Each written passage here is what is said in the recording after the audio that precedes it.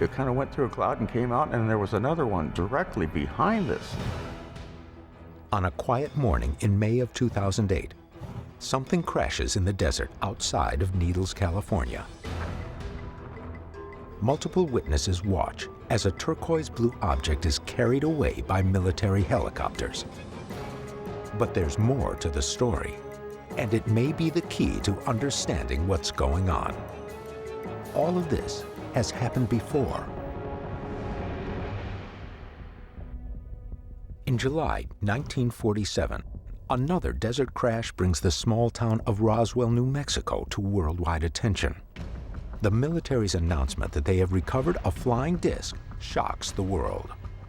Allegedly, the nearby Army airfield sends personnel to clean up the crash site and instructs workers to leave no evidence behind.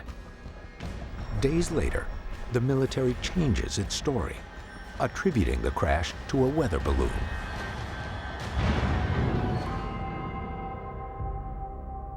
Now, in Needles, the team has located a key eyewitness who agrees to speak with the investigation on one condition: that his real name not be used. The witness, known only as Bob, arranges a meeting on the Colorado River, near where he saw the object on May 14th. As I was sitting on the boat fishing at 3 o'clock in the morning, and the whole front of the boat lit up. I looked up and I saw a bright turquoise, blue, something falling out of the sky.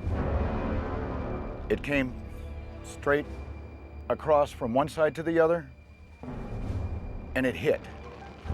It just kind of made a thump. Where did it impact? Just west of my position, maybe 200 yards from my boat, in between the railroad tracks and the river.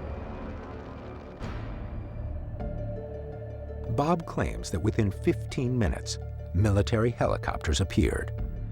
And almost immediately after the first helicopter showed up, there was a second and then a third. And that's when the big one came overhead.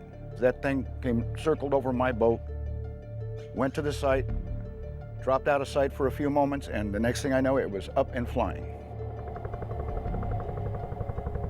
Bob not only sees the armada of helicopters arrive, but their return trip with the alleged UFO in tow. Did you see the object being lifted on the skyhook? Yes, sir. That's where I saw the shape. Not only was it well lit by the other helicopters, they were shining their lights on it. It was still very hot. Both Bob and Frank Costigan's testimony say that the object may be in the area of the desert closest to the river. The investigation sets off. Archaeologist Garth Baldwin will be looking for several telltale signs. There should be enough of an indication of an impact of the size that Bob talked about. There should be some displacement of soil marked by a change in the sand, change in the texture of the ground. The sage grows very slowly, the grass grows very slowly, so if it's disturbed in any way, it's going to be obvious. Right. We might get lucky, because if there was an object that crashed there, I don't see how the military could possibly cover that up.